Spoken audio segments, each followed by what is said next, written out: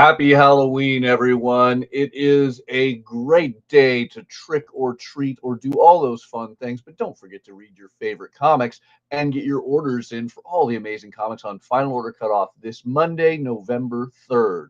We have a small week with some powerful books, and we have an incredible guest today in the most amazing of all ages ways. So stay tuned. It's going to be a good show.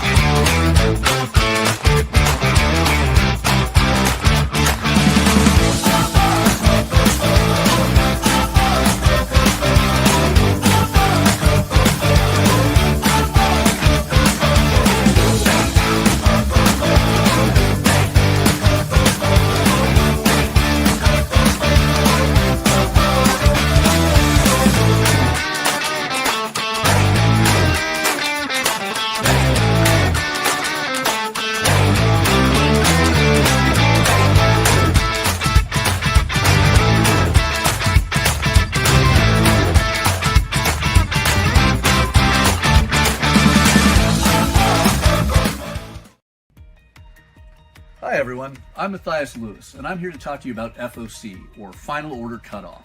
It is the last chance that we, the comic retailers, have to finalize our orders for comics releasing roughly 3 to 6 weeks out from the Mondays we finalize our orders. We deal with this every Monday, but this is important to you, the consumer, because it is the perfect time to reach out to your local comic shop if you want any specific or guaranteed items. If you want the Jim Lee or Dan Mora covers of Justice League Unlimited, reach out to your local comic shop and let us know. If you want the new issue of Lilo and Stitch, this is the perfect time to tell us. Because as long as you can get us the orders before Monday at 6 p.m. Pacific Standard Time, that will give your local comic shop retailer enough time to finalize that order, adding in whatever it is you want, so they can guarantee when it releases, we have a copy set aside waiting for you. So, always reach out to your local comic shop before 6 p.m. on Mondays with the comics you want. The sooner, the better, to guarantee they're waiting for you. All right. And this week we're going to be focusing on comics that are on Final Order Cutoff Monday, November 3rd. But it feels a little spooky in here. Is there a particular reason for that, Kyle? We're holding off Thanksgiving as long as possible. Sounds fair. No, happy Halloween to you, Kyle. I hope that you were having a particularly spooky day. I had a spooky month, so I'm pretty happy. There you go. All right. So let's remind everyone. One of the big ones for this that we should point out is we are ordering books now that are coming out in the holiday season, around Thanksgiving, Christmas, Hanukkah, etc. So definitely something to keep in mind if you're looking for gifts. Some of these items might be perfect ones to grab for gifts, but it also is a time period where you're going to be grabbing gifts likely for your friends and loved ones. Don't forget to treat yourself with some of these amazing things, but keep in mind your budget as always. These are the new books that will be on shelves for the week of Thanksgiving. So you're talking the Wednesday before Thanksgiving, Black Friday, Small Business Saturday. They do a Sunday one now? And Cyber Monday. Right. And then Cyber Monday. So if your store has a website, maybe you'll have them for Cyber Monday too. But these are the books these are the books that will be on order for those dates, those big shopping days. Yeah. So with that said, let's remind everyone where they can find the books that are on Final Order Cutoff this week. If you're looking for Marvel, Distillery, Boom Studios, Ignition, IDW, or Dark Horse, you're going to want to go to Penguin Random House's PRHcomics.com, the website you see currently on screen. As you can see right up at the top, because PRH definitely places that in the right spot, FOC November 3rd, you can click this and you will be brought to this wonderful section. I always recommend going title A to Z sort by, so you can see all of those amazing comics on Final Order Cutoff for this week. However, if you're a fan of DC, Image, Oni Press, and so many other delightful publishers that are not handled by Penguin Random House, you're going to want to go to lunardistribution.com. Lunardistribution.com will bring you to a website like this where you can just scroll down a small bit to upcoming FOC.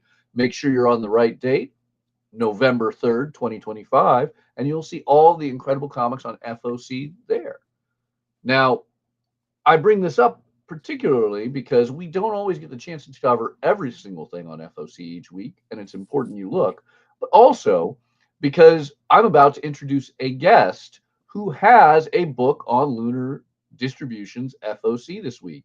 So not only is he a super talented writer of everything from the radio dramas of Doctor Who to brilliant comics, prose novels, he is also the writer of everyone's favorite television series, Phineas and Ferb. I have to welcome the incredible Joshua Pruett. Hi, Kyle. Hi, Matthias. Thanks for the intro, Matthias. Hey, Josh. How are you doing? Hey, doing great, man. I'm so happy to be here today. Awesome. So you obviously have a very amazing career that spans so many genres and so many mediums. But today we get to talk about something related to Phineas and Ferb and not the TV show. That's right. This is so exciting. And I have to say, a complete dream come true for me and my co-writer, Scott Peterson. But on FOC for this week is the first graphic novel. And I can actually show, there it is. There's the cover, The Amazing Creature double feature. It'll be out end of November. And it is an 80-page original graphic novel with two stories, two 40-page stories. Perfect for fans of the animated series, but also perfect for any comic book reader. So it is an all-ages story, two stories. And oh my gosh, it's an absolute blast. This is really an opportunity for Scott and I to kind of go nuts within the Phineas and Ferb universe. Because what we do in our day jobs is, certainly there's things that we can afford to do in 11 minutes for television, or we have the bandwidth, or our artists can do in animation. But when it comes to comics, the sky's the limit. And so both of these stories absolutely push and pull and extend the universe of Phineas and Ferb in some really, really fun ways. That is awesome. And I mean, you've been writing the TV show for a while and are with them as they have now relaunched with a brand new season. The kids are back in their endless summer break. I just want to, reaffirm, this isn't adapting an episode you guys already had. This is original content uniquely for the comic that you can't watch on, Disney, correct? Exactly right. And that for us is really the opportunity with comics. Scott and I are huge comics fans, and we both have been fans since we were small. And so the idea of getting to write something that is totally original, we've been partnered with Paper Cuts on this, and the hope is to do quite a few more. And again, all original stories, not adaptations of episodes, but definitely returning to those fan favorite characters and those worlds. And in some cases, we're inventing new worlds within the canon of Phineas and Ferb. That is awesome.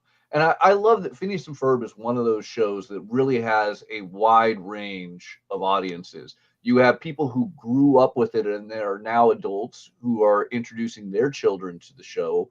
You have parents who grew up with it. You even have people who have nothing related to children that just absolutely adore Phineas and Ferb. Yeah. And this is not something where you're writing this down to children. This is for everyone to enjoy, right? Yeah, precisely. I mean, the way we look at it is that it's a show for everybody. So it's, the crash version is, right, it's you want 4 quadrant, you want older fans and younger fans and family fans and teen fans. But I think what's so important in the DNA of Phineas, and certainly in these comics, is that we keep it smart. We keep the wit of the series. And I like to look at it where it's like, we're not, like you said, we're not talking down. It's not just for all ages, it's for everybody. The goal is for everyone to have a good time. And especially with a book like this, to get more young people and maybe people who haven't read comics in a while back to comics. Absolutely. I mean, beautiful, beautiful cover by Scott Neely there. Fantastic. And Scott's worked on the series back in the day, so like it's thrilling to have Scott back for this cover for sure. Awesome. And I mean, it answers our number one question for Phineas and Ferb fans of where's Perry? He's huge. So That's actually from Scott's story, takes place in a funky alternate universe where Doof is like a late night horror video host, and the kids end up having to recruit him to help almost in a Fright Night scenario and to stop this giant monster Perry. So even, as we're in Halloween season and moving out of it, by the time this book comes out, if you're still hankering for a little bit of Halloween style fun, this book has you covered. awesome. So can you tell us a little bit about your story in the book? Yeah, absolutely. I went for something maybe a little more evergreen, where we've got the kids building a maze that they want to run, and they have to kind of invent obstacles within that maze. And Doof, his innator for this time round, is an elongator because his brother Roger, he said, has always been taller than him on purpose. And so he wants to get taller so he can be popular. And that innator, of course, ends up hits the maze and makes it as big as the city of Danville. And so lots of other things get bigger inside of that maze. But again, it's something that felt in line with the scope of what we do on the series, and certainly thematically, and then really blowing it out for comics and having, as much 4-color fun as we can possibly have. That is awesome. And one of the things I love about this, when this releases on November 26th, so right before Thanksgiving, so it's a perfect book to grab, to take with your family on Thanksgiving. That's right. Is it comes in both hardcover and softcover at 2 different price points. So you can have the awesome collector edition that can take a little bit of damage or dinging as it's going through airport security or on the car ride. Precisely. Or you can have the easy softcover you can fold up and put in your pocket. That sounds like good planning to me. I always try to have comics with me when I'm going to Thanksgiving in case I need to escape the table for a limited or longer amount of time. Absolutely. I mean, I know that personally for me, that's going to be me and my kid, that's our escape.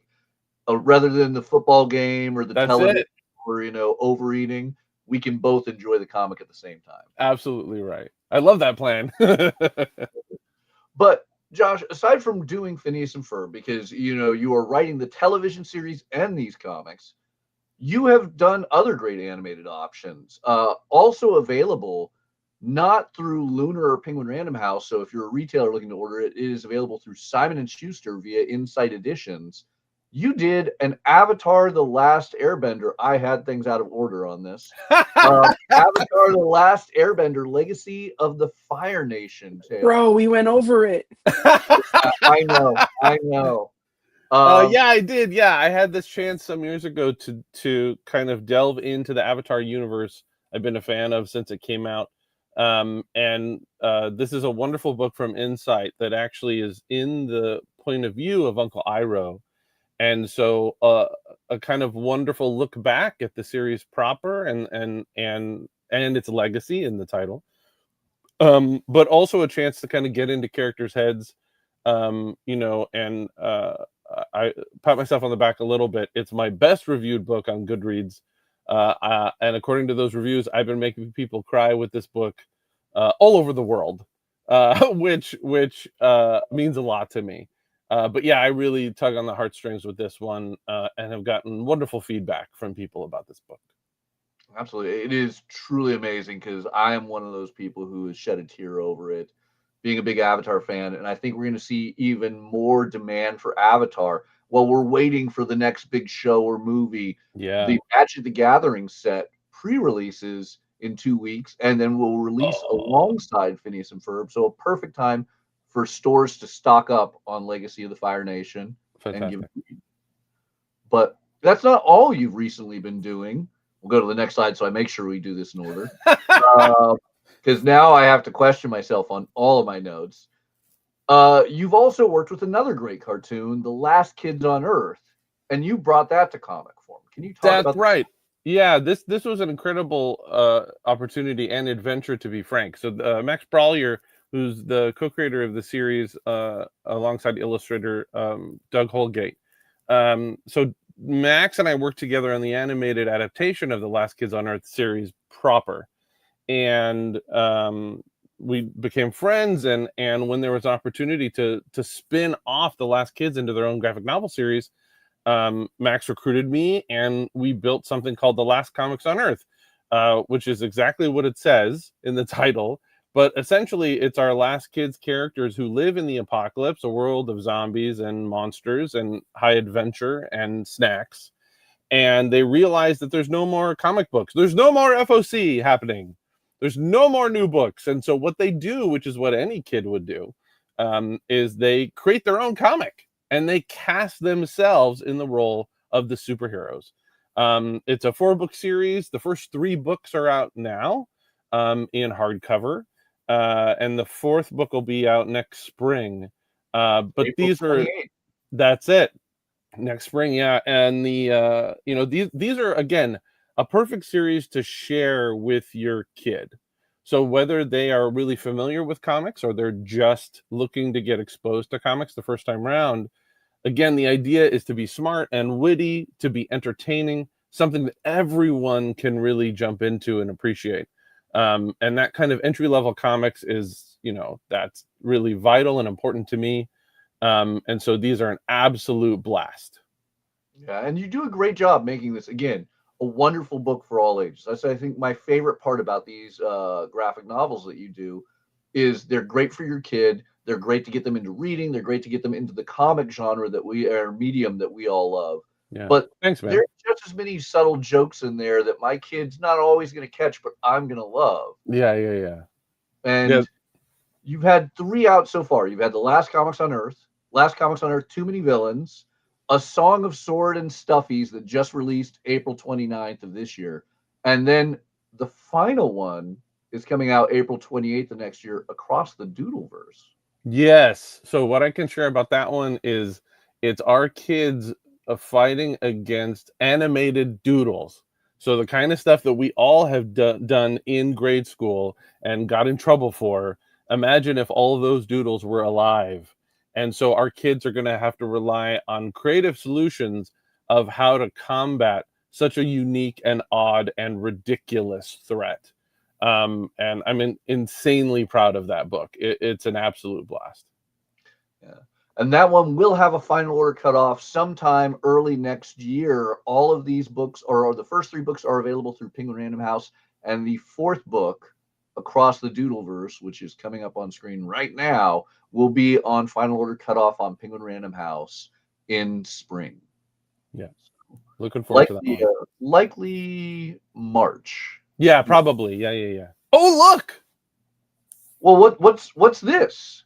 This is my first original middle grade series. This is a prose series that's called Euro and the Argonauts, aka the best book ever written, asterisk, about a kid named after a sandwich.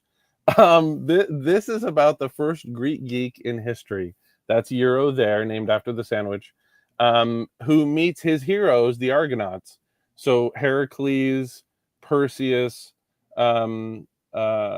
Pegasus, and Bellerophon there in the back, the monster master, and discovers that heroes are jerks, and they keep feeding him to monsters, the Cyclops, Medusa, and the Minotaur in the labyrinth. And what this young Greek geek discovers, that sometimes meeting your heroes is a mistake, but meeting your monsters can change your life. And he discovers that these monsters are actually the only characters with any dignity or class. And he teams up with the bad guys in order for them to kind of regain some of their mythic story. And so it has some important themes about, when other people are telling you about who you can be and who you can't be, reclaiming your story. And it's also completely ridiculous and outrageous. It has a very meta and self-aware narrator who's kind of showing us about how some of these epic poems, don't have a really wonderful heroic core to them, and why that might be. And so Euro teams up with these monsters to actually take the Golden Fleece for themselves. And I get into themes about like what it means to be a hero, what it means to be selfless, in the midst of these heroic and epic tales that we kind of all grew up knowing, and remixes them a little bit. I've been pitching it to people as like the Hitchhiker's Guide to Greek mythology, because that was a huge influence on me. But this is a book I've been writing for quite a few years. And so to actually see it in print is a dream come true. Absolutely. This released back in June of this year through Andrews McMeel Publishing. And anybody who is looking to get it in their comic shop, if they have a Simon and Schuster account, they can order it right now. Yes. And this is a great one, once again, for all ages. I mean, I have a customer in his 50s that has no children, and he was absolutely adoring every page of this. I have parents who love this. You know, like this is a really, really fun one. And yeah, I mean, it hits the, if you like the content of Percy Jackson, but you want the goofiness of Phineas and Ferb, you know, you get a little bit of all that to where anyone can enjoy it once again. Because that seems to be the master class that you're providing, is this is all for everyone. Thanks, man. I super appreciate that, Mathias. Yeah, it's really important to me personally, because I feel like, you know, we want to get kids reading. We want to get kids reading comics. We want to expose kids to stories and characters, and these are the things that kind of inform our lives as we get older. And you know, I feel like this is important. Stories are equipment for living, and I feel like the idea of giving kids rich and wonderful and exciting things and funny things to read, that is the beginning to unlocking their story and their journey. And you know, getting in early with some good jokes, that's what all this is about. Absolutely. I mean, I definitely love anything that promotes anyone reading, let alone everyone reading. Yeah, for sure. So obviously we know you're wrapping things up with the last Comics on Earth with that final volume next year. Can we expect more from Phineas and Ferb and Euro? 100%. I'm in the midst of writing book 2 for Euro. It's called Class of the Titans. And I've also been breaking book 3. So book 2 is already scheduled. That'll be announced in the new year. And then book 3, we're working on setting up a deal for that. And then for Phineas and Ferb, I can confirm that Scott and I have already written the scripts for the second graphic novel and are well into writing on the third. So we're hopeful that that'll be announced shortly, and we have lots of other things planned. So the hope is that people get on board and they share this with others, and you know, get the word out on original Phineas and Ferb comics. And you know, fingers crossed, we'll be doing it for a long time. I love it. And I mean, obviously, with the relaunch of Phineas and Ferb on streaming and Disney Channel, we're seeing a lot of attention.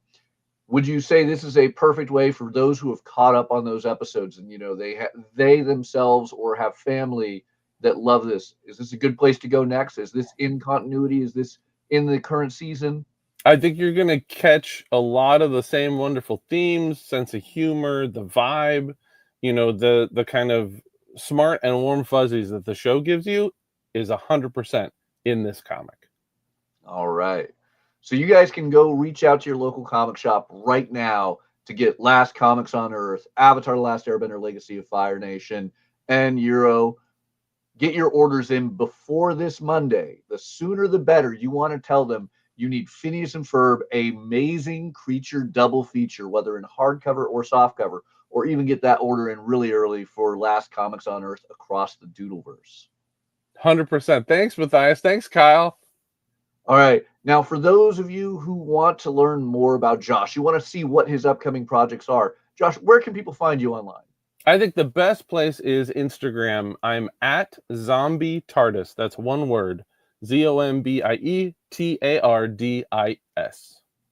There you go. Now, out of curiosity, just so we can share this with people, why is that your username on Instagram? Do you have an affiliation with Dr.? I don't see anything back there. Yeah, I had the pleasure a few years ago to write my first original Doctor Who radio play for Big Finish, who produces authorized Doctor Who original productions for audio. featuring the original Doctors. So my first one was with the 6th Doctor, Colin Baker. And I just wrapped up the script for my 3rd original Doctor Who story. So my 2nd and 3rd hopefully will be out next year, 2026. So look for those in summer and fall. But yeah, again, another dream come true to write Doctor Who. And it's something that I hope I get to do for the rest of my life. Yeah. Awesome. So definitely follow Zombie TARDIS on Instagram to keep an eye out for future projects for Mr. Pruett, as well as perhaps some Doctor Who news. Thanks, man. All right. Thank you so much for joining, Joshua. We hope you have a very happy Halloween. I imagine you're going to be out trick-or-treating today. 100%. And giving out free comics. Oh, there you go. So definitely track down that house. So thank you so much for joining us, and we hope you have a truly spooky day. Thanks, man. We'll see you guys next time. Cheers. All right. So that's already an amazing start to comics on FOC this week, but there's so much more. Kyle, where do you want to take this? Where are we starting today? Can we start in my Audible account while I make sure that I have Josh Pruitt's Doctor Who books? Ah, there you go. And yes, they are available there. I'm just saying. But how about we dive over to Penguin Random House? Yeah, let's start with PRH. It's a weird week in terms of FOC, and I think we can get through PRH relatively easily. So let's jump over there. Well, let's dive right in. Obviously, for those of you horror fanatics, the 30 Days of Night is continuing on with the Falling Sun storyline from IDW. And while you can see DC trades from Penguin Random House, I imagine most of your stores are going to be ordering DC things from Lunar. So we'll talk about those over there. One thing I want to point out is the all-new Spider-Gwen Ghost Spider is going to be the first to show the new theme of Marvel variants coming out, the Winter Break variants. You can see that first one with Patsy Walker, aka Hellcat, right there, and we'll talk about that a little bit more.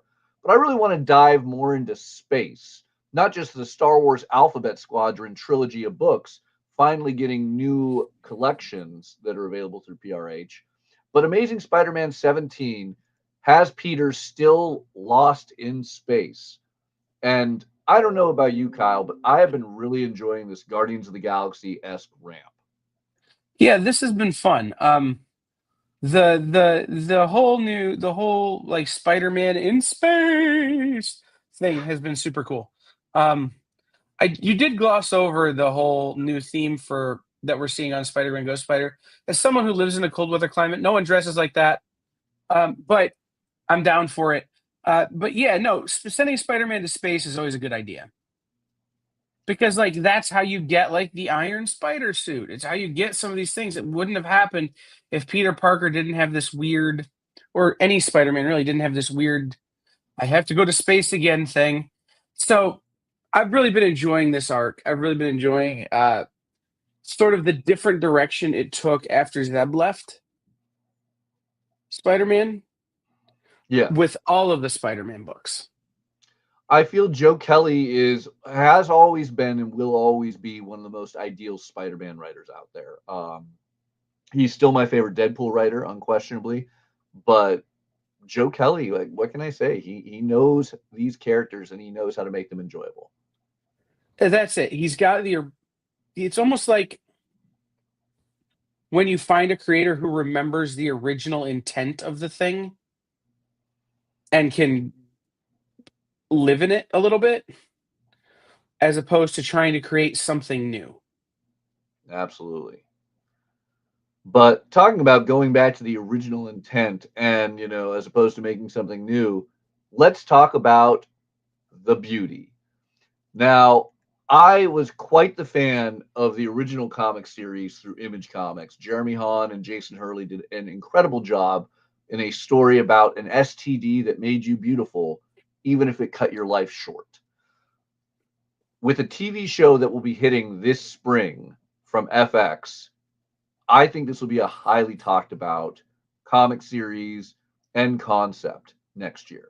So I'm really excited that Ignition Press brought the Beauty back. and has another story concurrent with the previous Beauty that will be the upcoming TV show, but from different casts of characters and with the now brilliant artwork of Emanuela Lupacchino. I love Emanuela's cover there, but if you love that cover and haven't picked up Beauty #1, it is on stands now, and the interiors, every single panel is just as beautiful. I talked to Jeremy about this a little bit at Baltimore, Yeah, and I'm very excited to see what they do with the Beauty. My concern is always that FX is going to turn it into Nip Tuck Volume 2, which was one of the first big scripted series that FX produced on its own. yeah, And in kind of making that reference to him, he gave me a little bit of insight into how they're making sure that doesn't happen. Because at some point, if you remember, Nip Tuck kind of became like body modification horror. At a certain point, like it became less of a soap opera and more of just a let's show terrible plastic surgery stuff. yeah, They have a very strong concept of how to make sure this stays true to the original The Beauty, which I'm very excited to see put into action. absolutely. That sounds amazing. Yeah, I have to say the first issue definitely knocked it out of the park. Cannot wait for issue #2. So get your orders in on FOC this week. 2 great covers. Another one though that is a comic first that is going to make big news when the film and television comes out for it is Keanu Reeves' Berserker. So why not catch up with the newest hardcover from Boom, Berserker Bloodlines, which focuses more on the past of our mysterious Keanu Reeves immortal character, with a lot of great varying artists and storylines. This collects a bunch of the Boom one-shots on Berserker, and will also get you ready for the upcoming Blood Tides. So it is a pricier hardcover, but if you want that quality of Keanu, this is the way to get it. We have a lot of manga on FOC this week, even light novels. But even light novels like Chronicles of an Aristocrat Reborn in Another World, adding more isekai to an already busting world of isekai. But a ton of amazing things. Creepy presents Bernie Wrightson, as we always could use more Bernie Wrightson in his afterlife. I love Bernie Wrightson artwork. Absolutely. But an interesting one that catches my attention, aside from the lengthy manga titles that all could be their own show. I'm telling you, Kyle, at some point we just do an FOC show where we just read all the manga titles. Because does it count if you lose your virginity to an android? I really don't know. I would argue not, but I don't know. I'm going to go with yes, because I've seen that episode of The Big Bang Theory. But I'm going to go, but also no, because it's manga. But what was the one they were talking about in retailer groups this week? Hold on. Oh, yeah, there is a lengthy title on that. And while you're looking it up, I am going to talk about the end. Not the end of this show, but the end of the 2099. You know, in the early 90s, when it was a century out, 2099 seemed such a crazy sci-fi series. And now as we're at 2025, getting ready for 2026, it seems way too close to hit 2099. And I'm excited to see how Steve Orlando may or may not bring an end to 3+ decades of storytelling in the year 2099 of Marvel. But I've been enjoying these recent miniseries that Orlando and others have been doing. The Annihilation, Spider-Man, Doom, Venom, all of these things. So this will be a fun new miniseries in the style of the old Marvel The End to wrap up the 2099 universe. Be excited to see what's going to happen with Miguel O'Hara, right? That's true. Yeah, that's true. You talk about 2099 and you may be ageless. I'm never going to live to see it. So I need Marvel Comics to like get on the stick and like start making the actual stuff from the 2099 comics. Like the actual tech. Like if anybody can do it, they can afford to do it. I'm just saying. Disney funded 2099. Hey, somebody's got to make me as hoverboard from Back to the Future still. Might as well be Disney. I am a little disappointed we have surpassed the future of Back to the Future, and I am not currently enjoying 3D Jaws or otherwise getting stuck on a pond with a hoverboard because hoverboards Right. don't work on water. So, okay, I found that title. You ready? All right, give me the lengthiest title in manga. All right, here we go. Easygoing territory defense by the optimistic Lord Production Magic turns a nameless village into the strongest fortified city. What volume? There isn't a volume. It's just that's the title. I feel that's like volume 6 or 7 is the saddest part of that. I think that's my favorite thing is when you have that essay of a title and then it's volume 23 because Right. man, that's it's lasting. We had to come up with an abbreviation for something is killing the children, Yeah, but we can't come up with an abbreviation for that one. because that would be another sentence. It's true. But We hey, need a mnemonic, manga people. speaking of great lengthy titles, how about a Grim Reaper's Guide to Cheating Death? Yes. Now, this is a prose novel, but I think it caught both of our attentions. This is actually part 2 of the Scythe Mysteries. But do you want to talk a little bit about this, Kyle? Well, the thing is this is one of those things that I find on FOC that I don't actually know anything about, right?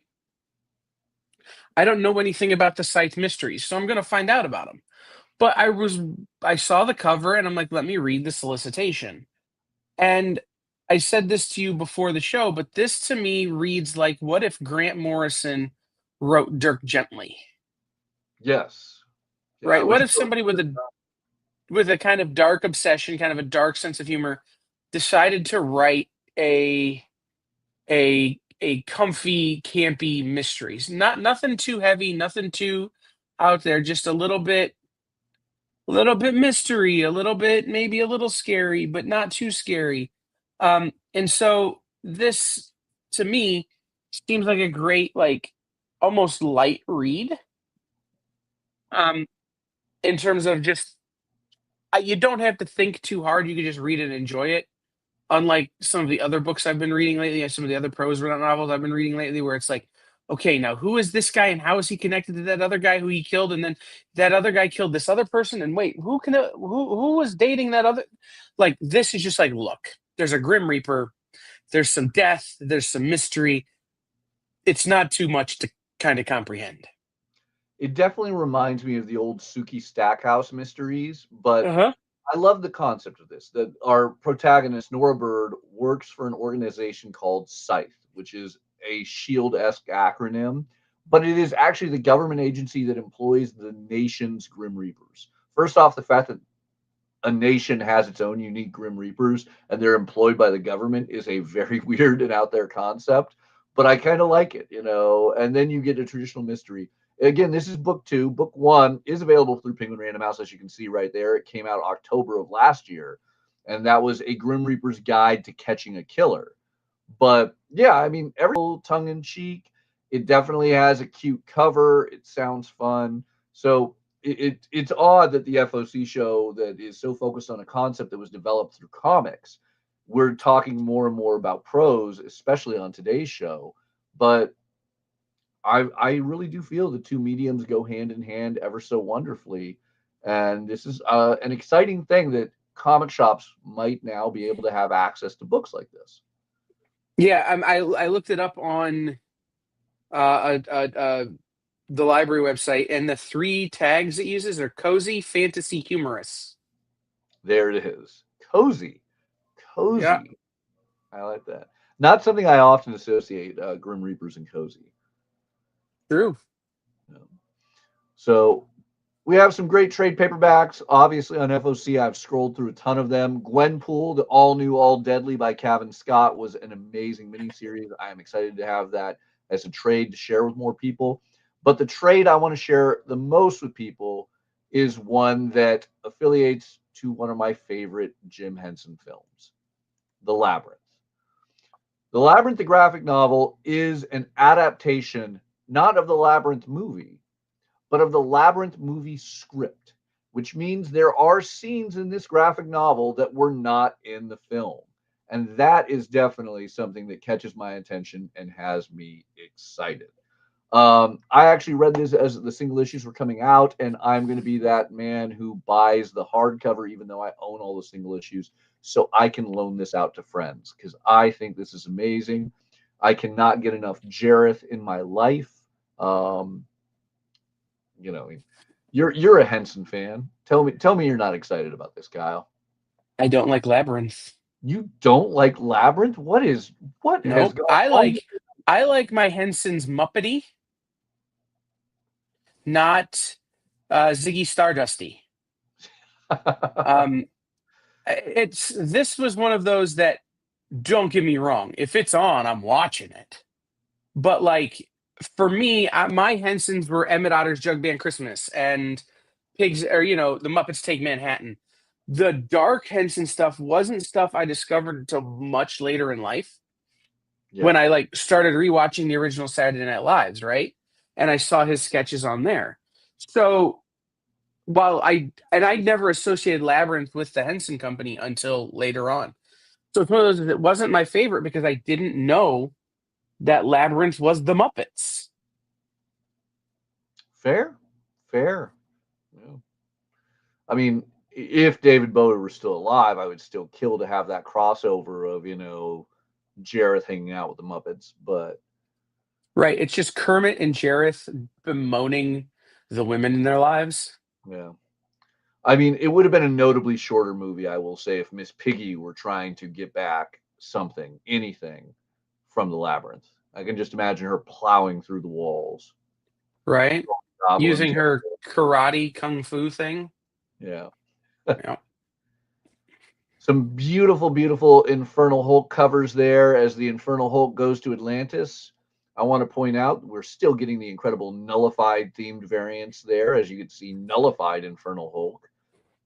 This is one of those odd ones where it is important for you, the consumer, to reach out to your local comic shop because Infernal Hulk #1 is not out yet. So it is hard for comic shops to place orders without having that knowledge of how the sell-through is going to work. So this is definitely something where you reaching out to your shop will help out on allowing them to figure out what their orders are going to be. Infernal Hulk is Stephanie Phillips, right? It is Philip Kennedy Johnson, who we had on the show. There you go. Sorry. Which one is she's doing She-Hulk? Sorry. She's doing Planet She-Hulk, yes. And we will get to that soon. Now, a lot of great things, but I want to point out we're also coming to the end of the Age of Revelation, which is a weird thing to say because we just started the Age of Revelation on comic shelves. But we are finalizing orders for all of these 3-part miniseries starting this week with things like Iron and Frost, Unbreakable X-Men, Long Shots, and more. So definitely, if you are enjoying those issue #1s, let your comic shops know whether they can do advanced reorders to catch you up if you weren't subscribed, or just to make sure you're still getting those through December, because 2026 will bring a new era to the X-Men, and you don't want to miss out on the fun bits of this Age of Revelation in the far future that wrap up this year. Now, so many manga, so many comics. Where do you store all that? Well, Penguin Random House does offer comic short boxes, and it is rare that I point them out. But when J. Scott Campbell has the entire Marvel universe on the side of a box, in my mind, that is a perfect place to store your Marvel comics. So you'll note this is more for retailers at your comic shop. These come in bundles of 5. Now, if you want a bundle of 5, reach out to your local comic shop. I'm sure they'd be happy to order you 5 of these. But otherwise, if you just want 1 or 2, reach out to your local comic shop, see if they're ordering these. I think these are great boxes. I love not having the simple plain white short boxes in my house. I love having things that, have that beautiful poppy art. While I'm not always the biggest fan of the company that makes these boxes, I think these have been so far really good. They hold together pretty decently, and the artwork just makes them look so much nicer. Yeah, and these are the ones There's another company that makes them, and they're not available through PRH. So this is important to note. These are the ones that are the same size as the white boxes. The other Yeah. companies are actually half boxes, not short boxes, so they don't fit the same. Yeah, I guess I won't hurt us to call it out. These are BCW made boxes, so these are nicer. They're the traditional size of the BCW box. The other art boxes people often see are NECA, and NECAs are notably shorter, which kills me because I fit less comics, and I have too many comics to store. So yes, that is a very valid point. I will say though, I will give NECA the credit that they do a little bit thicker cardboard, but I feel the recent BCW Marvel graphic novel boxes have done a lot better in storing and holding the full weight of comics, and they're all of mine are still held together, so I'm very happy with them. Oh, for sure. So another big one, both Marvel and DC, coming to a third printing, a little known book many of you probably have not heard of. It is definitely under the radar. Deadpool Batman. One of these days, I hope that both of these characters get enough attention that they get their own series, that maybe we get films or something based on them. But no. Yeah. Hey, I didn't tell you. I picked up this really obscure comic at convention this weekend called The Fantastic Four. That I'm hoping they go on to become important. But I also got some Deadpool Batman that I had never had the opportunity to buy because they were too incentivized for the shop that I Yeah, normally get this stuff from. So I was able to pick those up too. And I agree with you. We should definitely get movies and TV shows based around these characters, I think. absolutely. So yes, as you pointed out, Deadpool Batman, it was huge. It sold out, I think, at every comic shop, even the stores that thought they ordered a lifetime supply worth. Second printing came out and hit stores this week with Logo on the cover, first cover appearance of the new character Logo. But that was not enough. It's still sold out. The second printing is sold out at the distribution level, and we are at a third printing now of Deadpool Batman with 3 covers. Not only do we get this brand new cover by Adam Kubert that I do love to death, but there are a 1 in 25 ratio variant and a 1 in 50 ratio variant, because I can't even get into Marvel's thought process on this. But yes, the Russell Dodderman variant that does an Infinity Gauntlet homage that everyone wants is skyrocketing on the aftermarket, is available as a notably rarer printing. So if you're interested in these incentive variants, I can guarantee you not every comic shop will be hitting the qualifying numbers to order these. Reach out to your shop to see if it's available and how much it'll cost. But otherwise, if you haven't got this, or you just need your 23rd cover, yes, I'm on my 23rd cover of Deadpool Batman, this can be yours. You can reach out to your shop to get it. And something else to mention, we didn't do a show last week. We both had other things that kind of got in the way. But last week, or this past Monday on FOC, was Batman Deadpool, which was DC's side of this coin. And, there were no incentive covers. Everything was open order.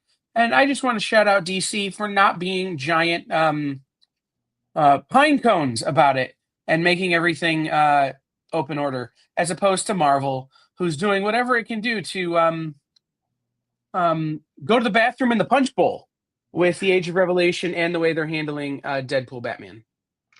It's an odd one. For the most part, I utterly agree with you. I love that DC has done away with a lot of the incentive variant programs. They've made it to where all these beautiful covers are open order. So it's not a question. If you like that cover, you can generally get it.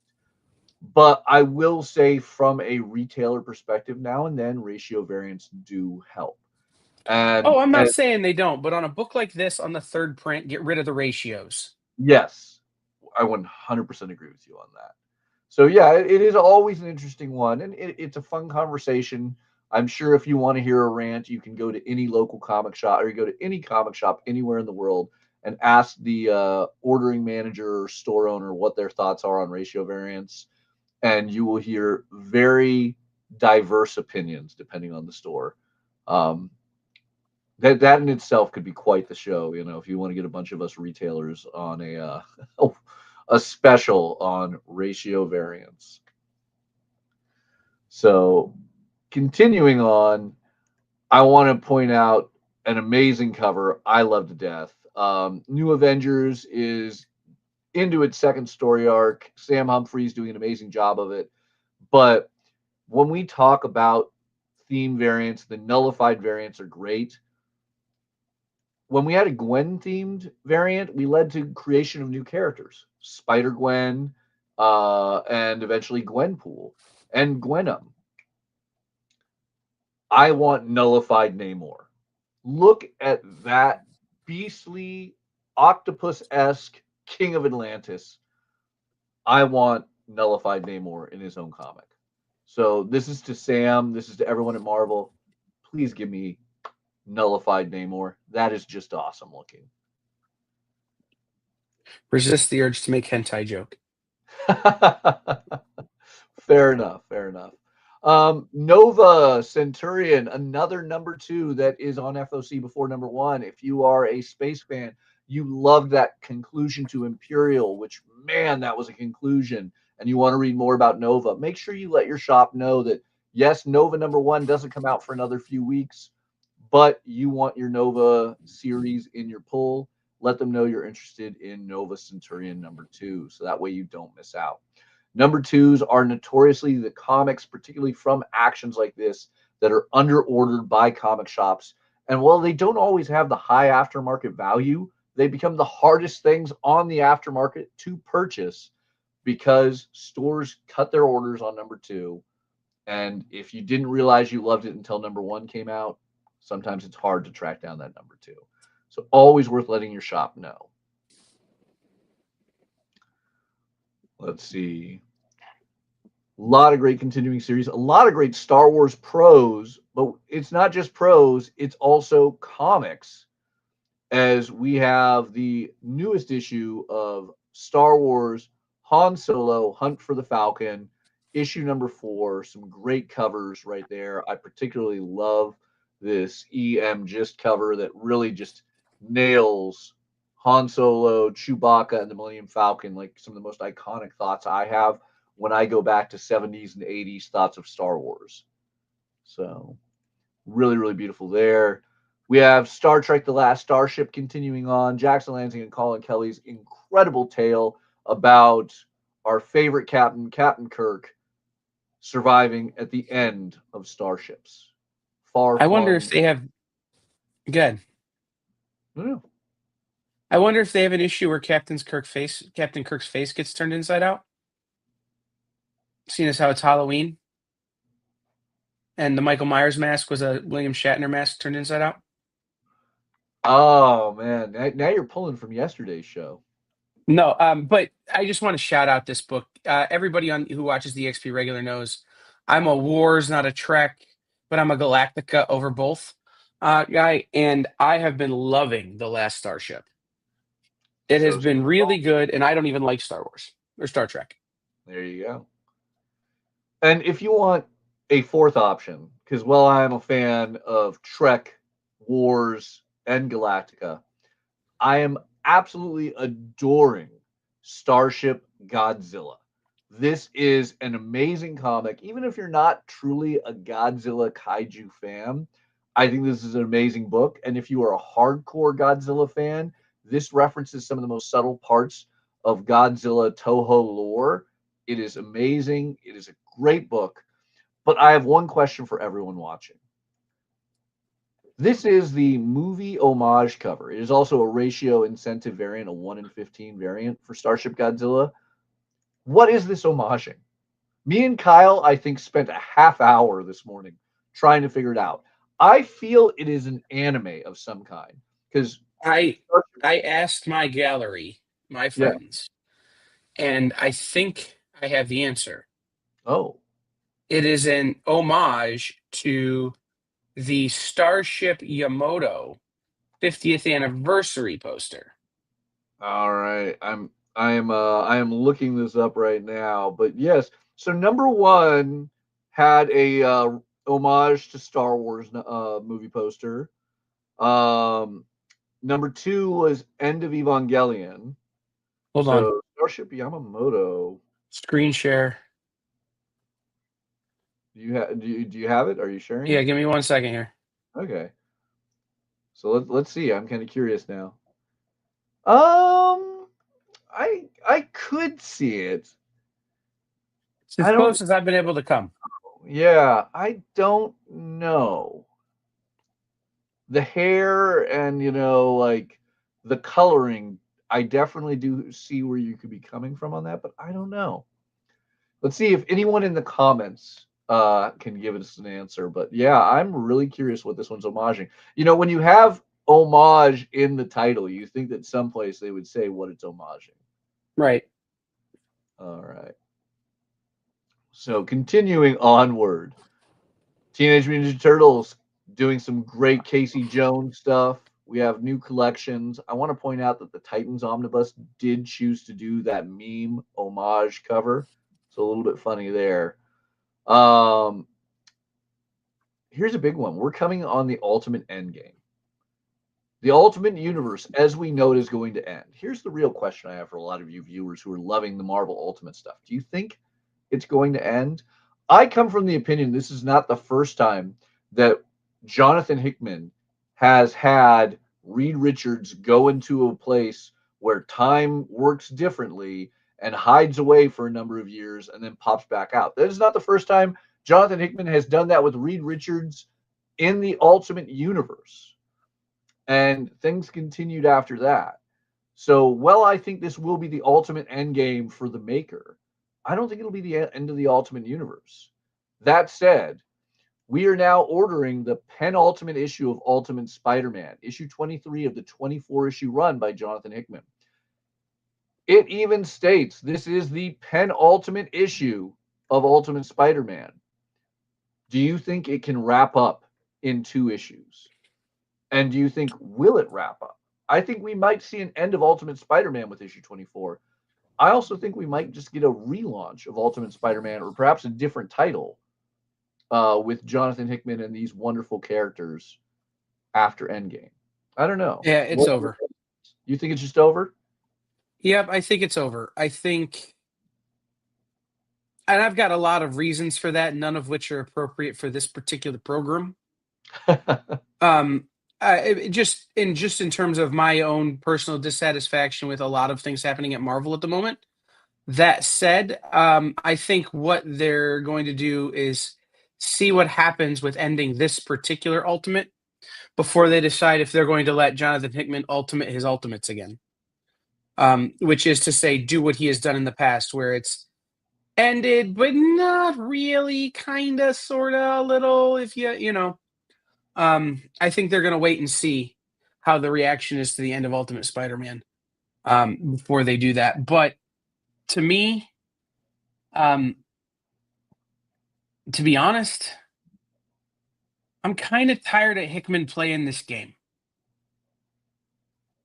I would rather Jonathan Hickman go into a universe where time works differently and figure out how to end a story than keep doing what he's done now with the X-Men and Spider-Man and with the Ultimates and everything else. But I will say it seems to be a theme of ending with Marvel. Obviously, we just wrapped up Imperial. We're about to wrap up One World Under Doom. The Ultimate Universe is wrapping up. We're wrapping up Age of Revelation, which wraps up the opening era of the new X-Men. You can see there are 3 Ultimate titles coming towards their conclusion right now: in Ultimate Black Panther, Ultimate Wolverine, and Ultimate Spider-Man. Again, the Age of Revelation with Unbreakable X-Men, Long Shots, and Iron and Frost wrapping up. Imperial has wrapped up.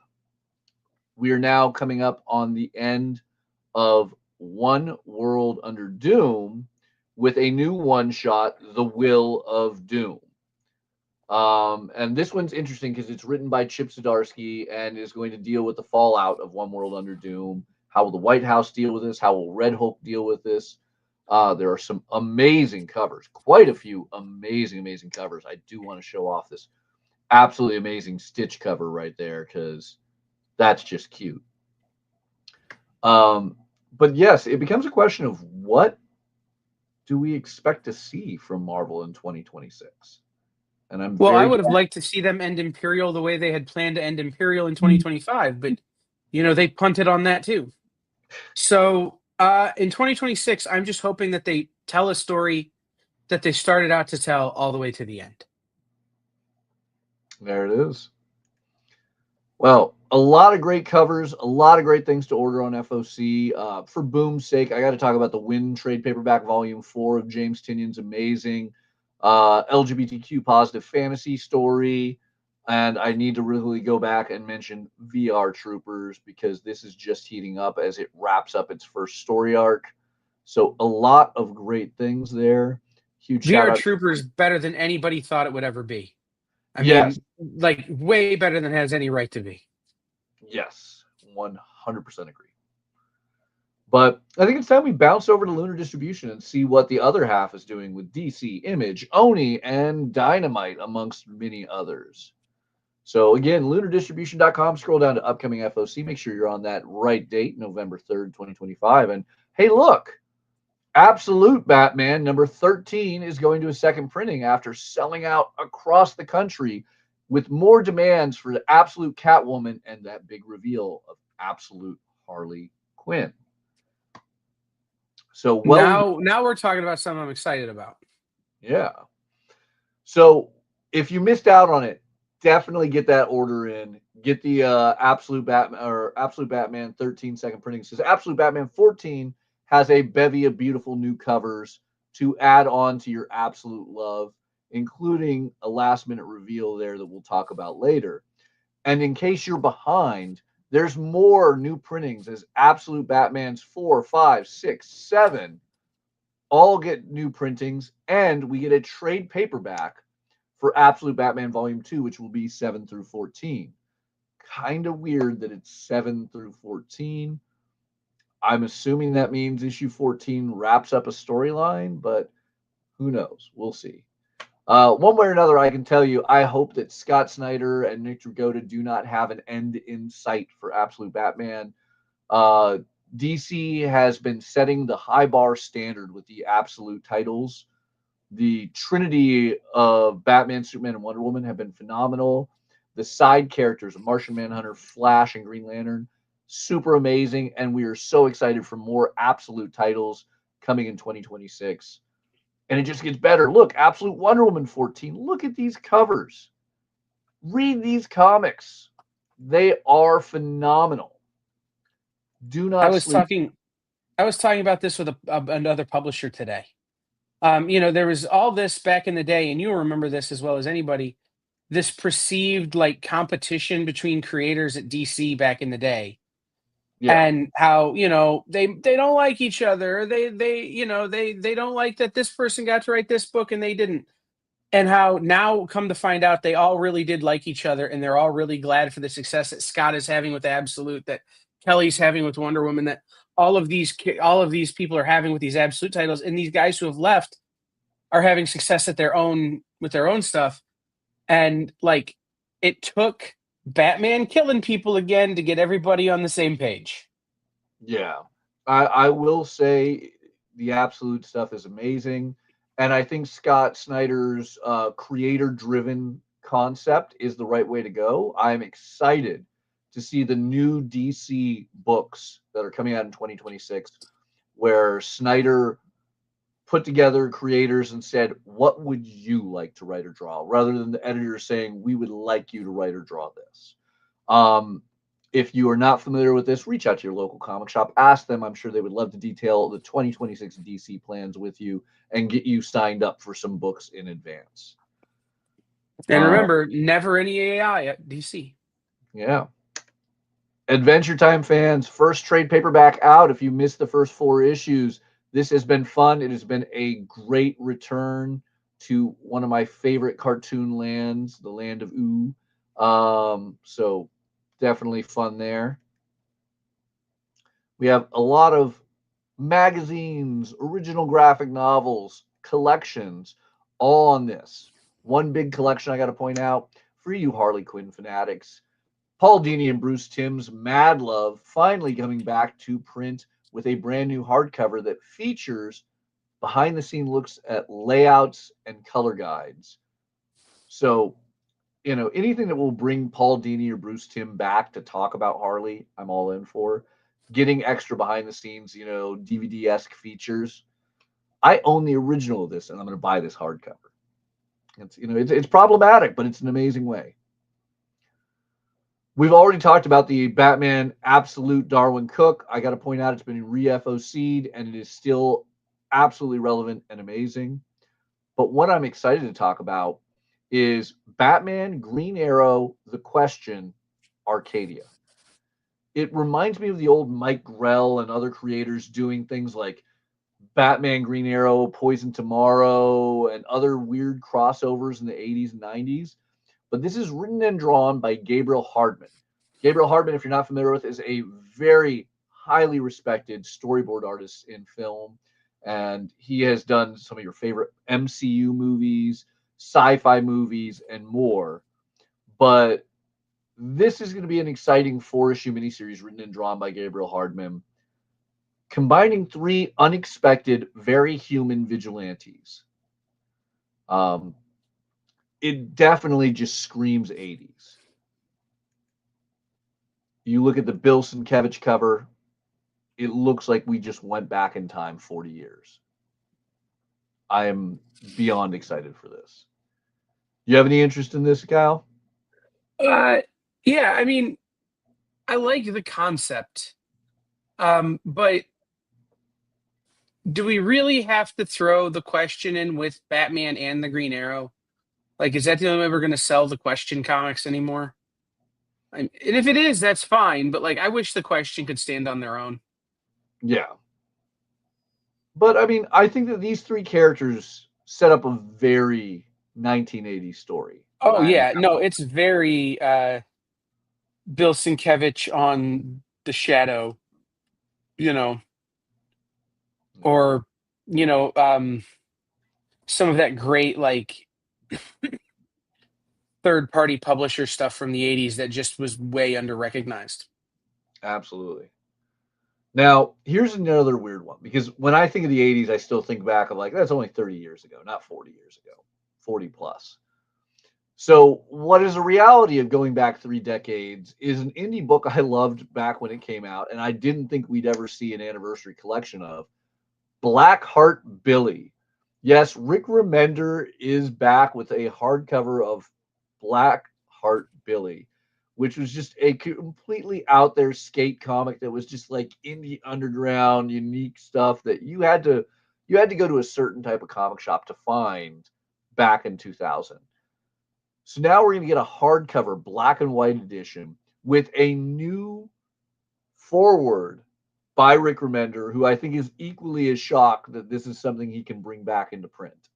But if you are liking things like grommets and other, if you're familiar at all with classic Rick Remender, like Dingleberry and things like that, this is definitely up your alley. If you haven't read it, it is worth diving into. If you have read it, I can't even imagine what the shape of your comics are in. This is going to be a fun new way to have a classy hardcover on your bookcase of a less than classy comic. That's exactly what I was thinking. This is way nicer than this book ever had any right to be. Yeah. When that was coming out, I couldn't even get it at my local comic shop. I had to go to the skate shop to get it. Yeah, I mean, it was definitely indie book. Yeah. So speaking of indie, this one seems a really indie book on a very mainstream topic. Charlie Chaplin. You likely all know him from one film or another. The classic comedian and actor, a brilliant, man who held a very lengthy life and did some stunning masterpieces, is getting a biography of sorts in Charlie, an original graphic novel by Seymour Schwast and Steve Brower. This looks fun. And for the simple price of $15, I personally am going to dive into this. But I don't know. It just, everything from The Great Dictator to The Little Tramp, all of these things, like, I don't honestly know as much about Charlie Chaplin as I do enjoy his works, which is odd because I can say I dated a girl who claimed she was one of his grandchildren. But like, it'll be very interesting to read about this. And the art style, I think, seems ever so fitting for the actor. So another fun one that I stumbled upon on FOC, and that's one of the great things about Final Order Cutoff, is when you check these websites and look around, sometimes you'll find something unique, and it is definitely worth letting your comic shop know because they might not have caught it. They might not have planned on ordering it, but when you bring it to their attention, not only would they be happy to order it for you, they might order it for other people to stumble across and discover. And I love that about sequential art. Some great covers on Conan, Scourge of the Serpent, but if we're talking Titan, I want to talk Dark Souls. Kyle, do you ever play the Dark Souls video games? I did not, but I did watch my friends play the Dark Souls video games quite a lot. So That I know the stories and I know the lore. Yeah. See, I played the Dark Soul video games in that I started the Dark Soul video games and I was afraid I was going to throw my remote controller through the television screen, so I stopped. This But is it doesn't exactly mean why I never started. Yeah. But it doesn't mean I don't love the lore and the visuals. Right. So George Mann is back to do more stories with Dark Souls. This is Mother of Mourning, dealing with the Morning Knights. The previous series that they worked on, The Willow King, was nominated for a Scribe Award. I think this is going to be a great one for video game fanatics and people who just want dark, creepy fantasy. I just hope that I can get through the comic easier than I got through the game. Yeah, absolutely.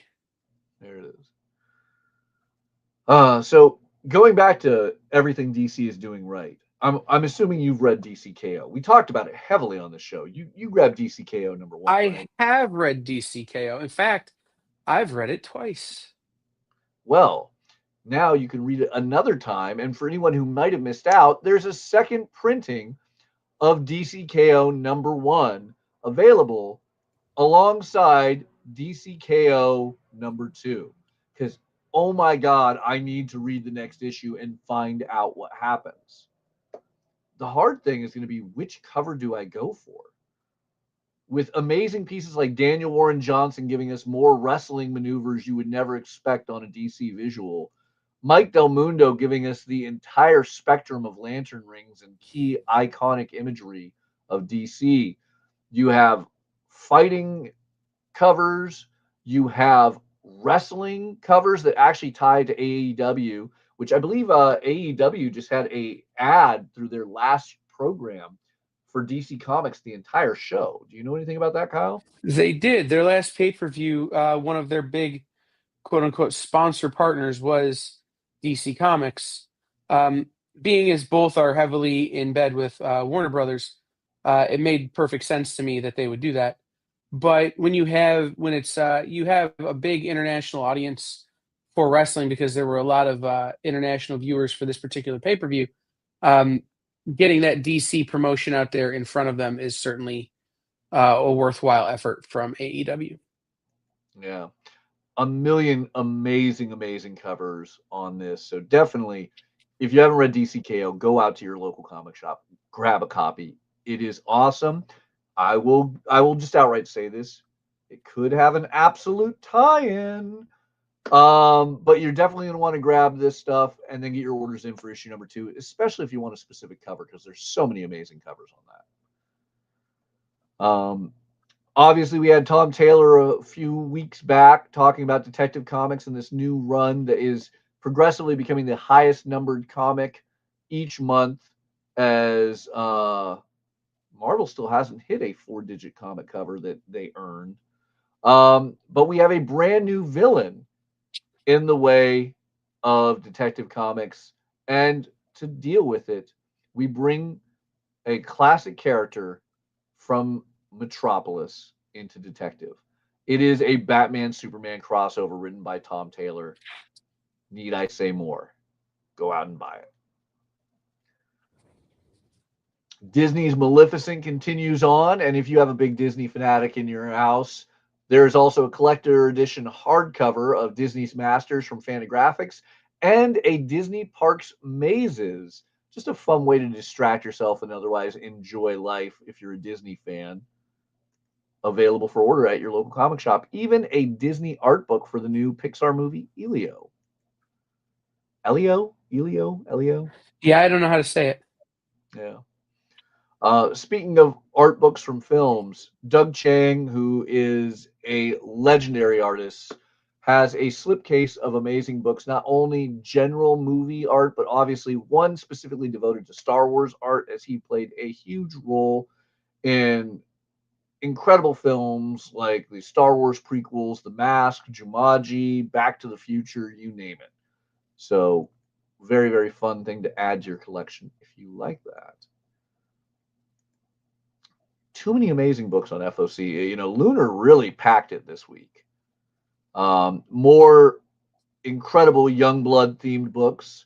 And I know Tony Fleeks had a great time, I'm certain, drawing the Feral Youngblood crossover right there.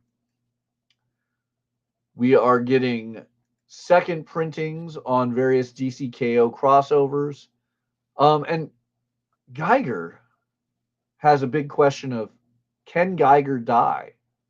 And whether or not he can die, I'm going to tell those of you at Ghost Machine right now, don't let him. But Geiger 18 is on FOC with some stunning covers. The Lyrics lead cover, definitely one of my absolute favorites. But man, talk about a great Youngblood piece by Gary Frank. There's a fun note on Geiger, though, that you can talk about a little bit, Kyle, right? Well, just that it's my understanding that this week and next week we have Geiger on FOC both weeks.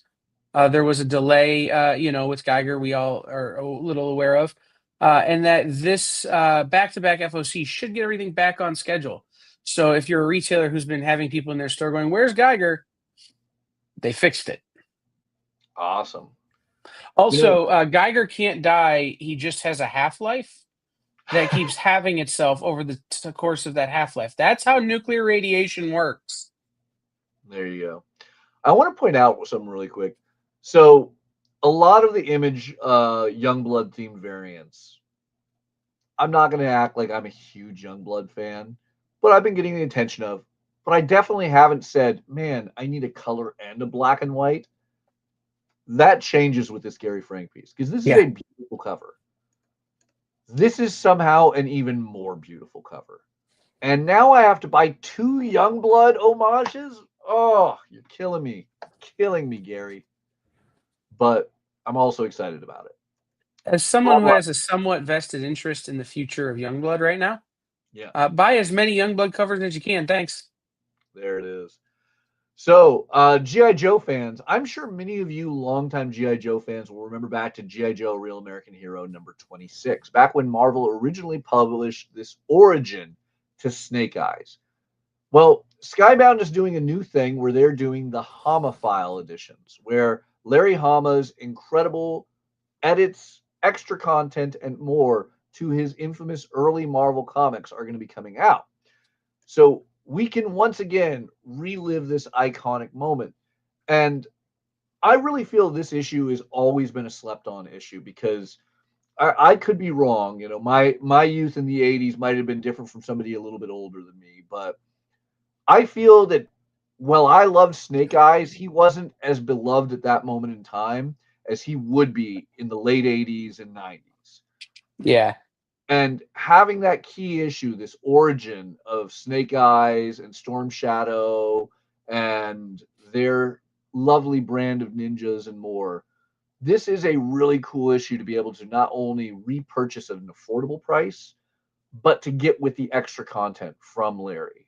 So there are 3 amazing covers, the awesome B cover by Chris Muniam, and then a foil version of the classic. You can get it as it originally was, basically in a pseudo facsimile form with extra content, or in a brand new way. So that will be particularly of note, and we'll be talking a little bit more about that momentarily. But a lot of great continuing series, more comics with the title Green in it than you would ever expect. Some fun new Harley Quinn, and definitely a lot of things worth flipping through all of Lunar on your own. But as I mentioned at the start of the show, we're getting towards the holiday orders. Most of what we are FOCing this week will be coming out the week before Thanksgiving, some of it coming out in December. And of course, to properly theme it, the most unexpected of creators, Todd McFarlane, is dragging his characters of Spawn into the holiday theme.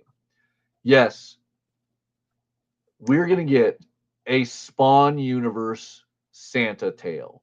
Chris Killian and Andrew Sanders bring us I Saw Santa, about a kid who was slighted by Santa Claus and now wants to torture the jolly red gift giver. This has some horrifying covers, I will say. But I can't explain it. I am really excited about Spawn Santa as a comic. Am I alone on that, Kyle? Not feeling it?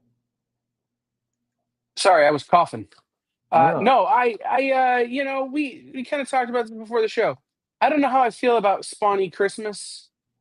I mean, Spawn Save Santa would be one thing, but I'm not sure how I feel about Spawn Saves Christmas. We'll have to see. I mean, we're definitely in a new era where we're seeing a notable amount of Santa horror, oddly enough. It's true. We've had everyone from James Tynion to publishers like Aftershock dealing with horrifying Santa stories. We've gotten live action bloody Santa Claus action films. You know, it's a new era for the jolly old Coke product. Yeah. Well, I mean, listen, I'm an anti-Christmas kind of guy. Like, I have a Grinch tattoo for a reason. So again, having alternate Christmas concepts is great, but as a retailer, I don't know how well they sell anymore. So it'd be Yeah. interesting to see when you get something as popular as Spawn messing with something as beloved as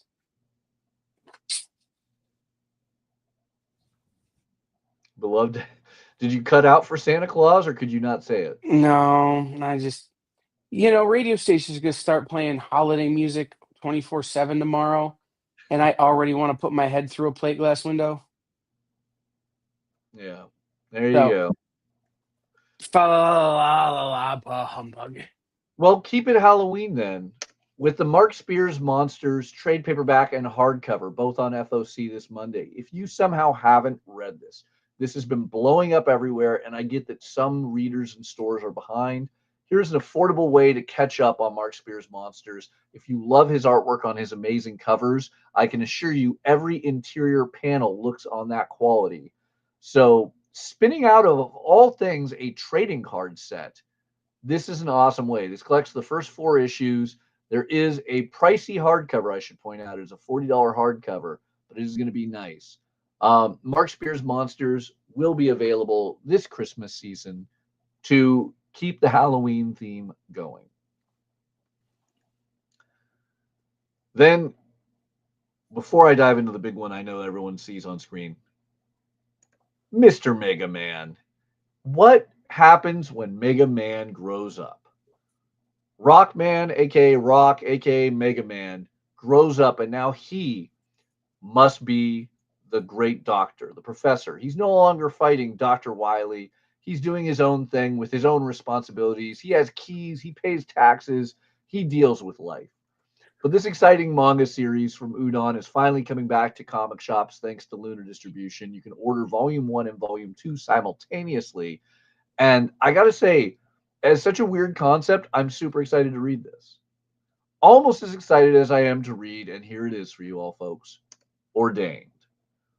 If you get a chance, go back on our YouTube channel to previous episodes to see our interview with Robert Venditti, where he first talked about this man of the cloth fighting the mob.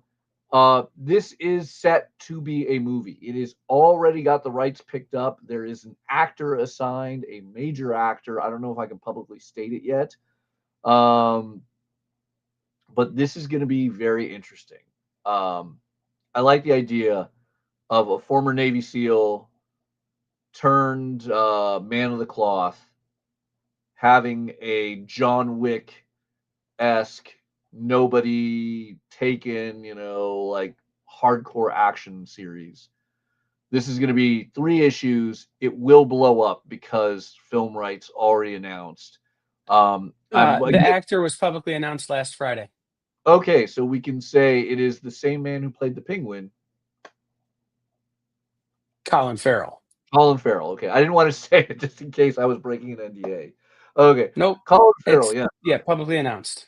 Okay, cool. So Colin Farrell will be playing our protagonist on this. I mean, this is going to be big. This is going to be speculatory heavy. I will tell you this.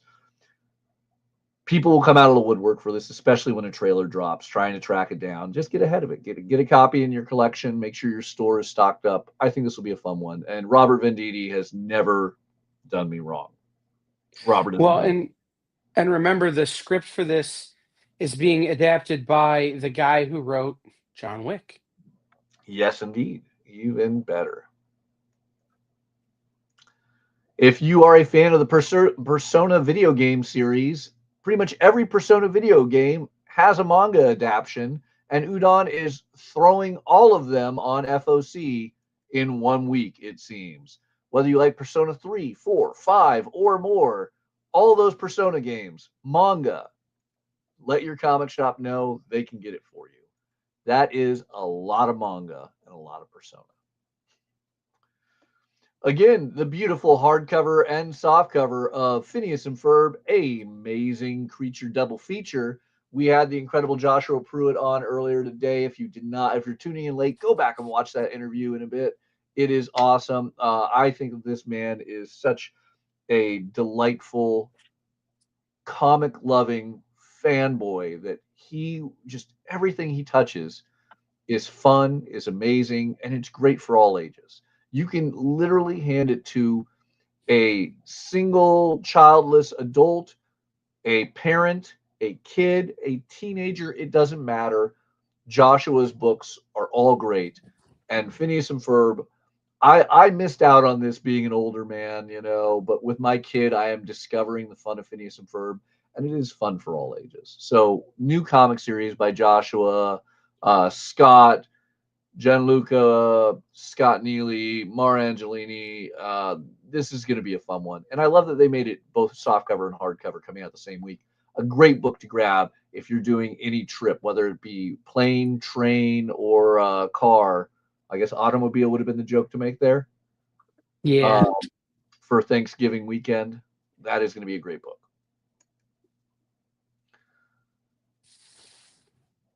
Skinbreaker. Robert Kirkman, David Finch, continuing on, issue number 3. Great covers available. Steak. I can tell you the only reason this cover isn't in our top 10 is because I didn't want to have every single issue of Steak end up in our top 10 the way issue number 1 and number 2 already have. And technically, the local comic shop day preview, so we've already had it in there 3 times. But beautiful cover, awesome series. I've been enjoying this vampire who hunts down humans to keep vampires a secret. A lot of fun in the way of Disney this week. We have Stitch from Dynamite. Superman continuing its big DC KO crossover with issue 32. Every single cover on that one, phenomenal.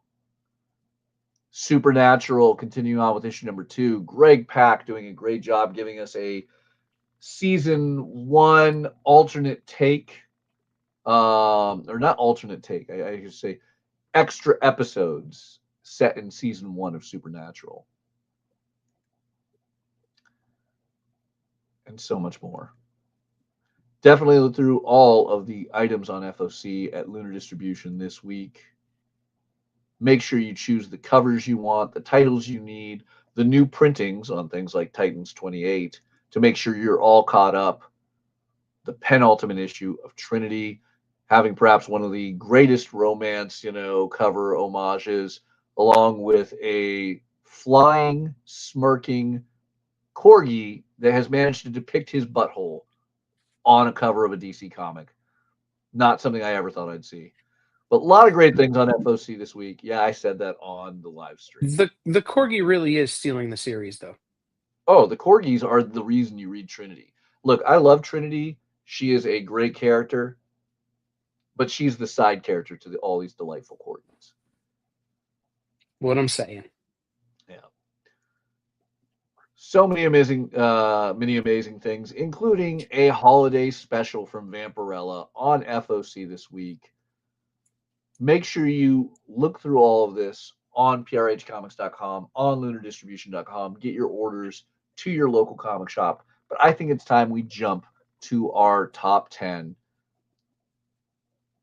Can you take it away, Kyle? Absolutely. All right. So we're going to start off with our honorable mention. And our honorable mention is worth pointing out because it could have been in the top 10. It deserved to be in the top 10, and it would have even been very highly placed. But this is the problem with Final Order Cutoff and why you check it out, because this cover did not appear on FOC until this morning. So Afternoon, by the way. Afternoon for East Coasters, yes. Derek Chu does a stunning cover on Absolute Batman 14 and is our first cover reveal of the Absolute Harley Quinn, who appeared in the final pages of Absolute Batman number 13. This is a brilliant cover. I think speculators are going to go crazy. Everyone's already going crazy over Absolute Batman. This is going to be a big one. But this is the honorable mention because we already set our top 10. And while Kyle's like, we could redo it, I didn't want to get ahead of that. But also that reminder, because I guarantee you, I have customers who have already sent me their FOC list prior to today that did not see this cover. Always worth letting us know, taking a look after Friday or on Fridays to look at what's on FOC, see any new cover reveals, and let your local comic shop know if you want that or to make any changes. So let's get to the top 10. Amazing Spider-Man has been doing a chain of variants by Liber Mayho, showing key moments in Spider-Man's history. This one is perhaps one of my favorite because you get Gwen Stacy, the young Mr. Osborn, and Mary Jane in the cover in a way that just didn't work at the time, because this would have been 1960s Spider-Man, and you have Gwen Stacy with a laptop. I don't know why. I just love how awkward that fits it, because I think of them in the 1960s and early 70s. But yes, for many young readers, this is the young Gwen Stacy or Mary Jane that they would imagine. So really cool piece, very well done, modernizing it, Liber Mayho. So I got to throw attention to that. Number 9, Gabriel Dell'Otto doing a stunning cover for The End 2099. Again, I'm excited to see Steve Orlando wrap up 2099 with this miniseries, but that Miguel O'Hara piece by Dell'Otto, stunning. Star Trek: The Last Starship number 3, Raza cover. This has been a great book, as me and Kyle have expressed, already. But this cover just screams to me that moment in Captain America: Winter Soldier when he's in the elevator with all the Hydra agents, and I'm just waiting to see what is Captain Kirk going to say wrong in an elevator full of Klingons. He's probably going to try and pick one of them up. All right. Let's make me disappear for a brief second. Number 7 is I Saw Santa. It's Greg Capullo, classic Spawn artist. Greg Capullo returns for this horrifying cover that almost reminds me of Jeff Smith's Bone. This is a haunting, villainous cover. It is a wraparound, and I think it will get a lot of attention, not only because it's Capullo, but this will be, I think, the cover that sells more people on this Spawn universe, I Saw Santa. All right. Speaking about weird things, because that seems to be the theme of this top 10, is things that just are a little off to Mathias. And in this case, Kyle as well. Patsy Walker, Hellcat, wearing a bikini in a winter wonderland on all new Spider-Gwen Go Spider. Everything about this doesn't fit. I mean, Patsy and Spider-Gwen, bikini in winter. All of this is odd and goofy, but Gurihiru makes this work. I love this cover just because it's so awkward. I'm actually really excited to see the rest of the all-winter covers now because of this. All right, this is where I'm going to rely on Kyle. But Power Girl is fighting what AEW wrestler? Timeless Tony Storm. There we go. these are great covers. Dan Mora definitely doing an awesome piece. I'm hoping it could lead some wrestling fans over to the comic world to check this out. It definitely fits with the theme of what's actually happening in the DCKO. And, it's a Dan Mora cover. It's beautiful. As if DCKO #2 shouldn't have been in the top 10 and be on your subscription list at your local comic shop already. This cover, I hope, pushes it over the top. And then G.I. Joe Real American Hero #26, the Homofiles edition. This is the origin of Snake Eyes and coincidentally, therefore, Storm Shadow. I love this cover because while I enjoyed G.I. Joe 26, I didn't like the Larry Hama cover originally. If I'm being not Larry Hama, the Mike Zeck cover. Was it Zeck? I want to say, but That feels right. Yeah, I didn't like the original cover. I felt it was very misleading. It just kind of made the issue so skippable. This is a cover that I think gives the content more spotlight. I think Chris Mooneyham did an unbelievable job. It feels very Sean Gordon Phillips or Sean Gordon Murphy-esque, but it is just a stunning piece that makes me really want to reread this issue. Then we have another wraparound because I'm just trying to make Kyle's life horrible where he constantly pulls me from the camera. J. Scott Campbell doing a wraparound of the Will of Doom. For those of you curious what the state of the Marvel Universe will look like after One World Under Doom, this is going to be a key issue for it, written by Chip Zdarsky. But I love this J. Scott Campbell piece. Now, someone else might be able to tell greater detail. Is this just a compile of pre-existing J. Scott Campbell artwork? It feels that way to a degree. Or could it all be new artwork? One way or another, I will never complain about J. Scott Campbell artwork. I just realized it's probably all the J. Scott Campbell themed month variants put together.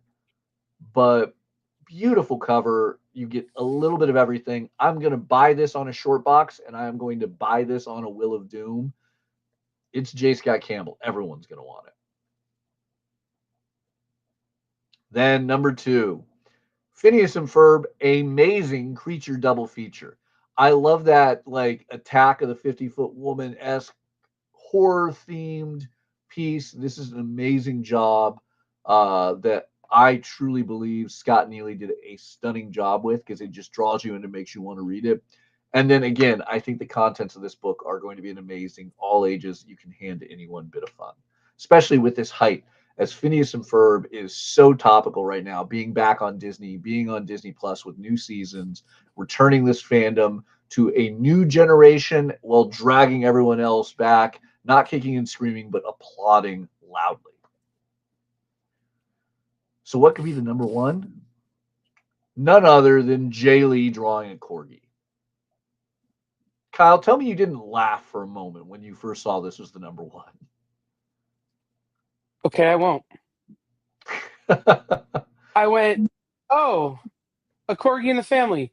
That's clever. Great. Now I have to buy the #5 of a series I don't have 1 through 4 of. Yeah. A hilarious homage to a rather dark and saddening moment in Batman history, a death in the Right? family. Yes, look at that corgi. I feel I would like to ask that corgi for some Grey Poupon. Well, my first thought was that audio from the internet. Look at this proper gentleman. Yeah. I imagine that puppy is a proper gentleman. Just look at him. Look at him. True. Yeah, that is perfection. Everyone who's ever drawn a comic cover, everyone who will ever draw a comic cover, it is not always that I can say, take a look at Jay Lee as the high bar, but take a look at Jay Lee. This is the high bar. That is the cover of the week. Mic drop. All right, everyone. That was our top 10. I am waiting to hear opinions on that throughout the rest of my life. As everyone, I've been getting a lot of people reaching out to me about our top 10. And normally it's really great. It's people who are a lot, like, I'm going to order based on that. Oh, wow, I need to get more of those copies. I need to add that to my pull. And I feel this week I'm just going to get so much hate over it. Well, and if you do order something because of this show, reach out and let us know. Like, let Mathias or myself know. We love to hear that because, like, we don't put this together for our health, man. We put it together so you guys know what to order when you go to the shop. I would So actually if say you let us know, cases. It is at the cost of our health. Well, I mean, Yep. yeah. So, like, let us know that, hey, I went and ordered that thing that you guys talked about because it seemed good. Or, hey, I went on Audible and I ordered that Scythe book that you guys recommended with the let us know. And that not only makes us feel good, but it helps us to go to publishers and say, hey, people are listening. Yeah. And if you are using this show and letting your local comic shop know what you want, let your local comic shop know this show exists so more people can get the books they want. Because when you let your local comic shop know before final order cutoff what covers you want, what comics you need, what other items, such as toys, stickers, posters, and even prose novels that we've talked about in previous episodes, it helps them order. It helps them guarantee sales. It helps you guarantee the things you want. Everyone wins when you use the Order Up Final Order Cutoff show. So spread the word, get it out there so everyone who loves comics and more can find and get the things they want. Absolutely. All right. So with that said, what else is on the EXP tonight? Well, Nick is doing his art show. All treats, no tricks, but if I know Nick, there'll be some tricks. Tonight on the art show. And then Nancy is doing a Halloween spooktacular. I don't know that she actually is. I just made that up and said it. But Nancy will be here tonight during Trick or Treat to let you trick or treat through some comic books, probably. Then next week, we will be back with a full slate of shows, including, if everything breaks my way, and I can convince Jay to do it, the return of the Producers Live sale.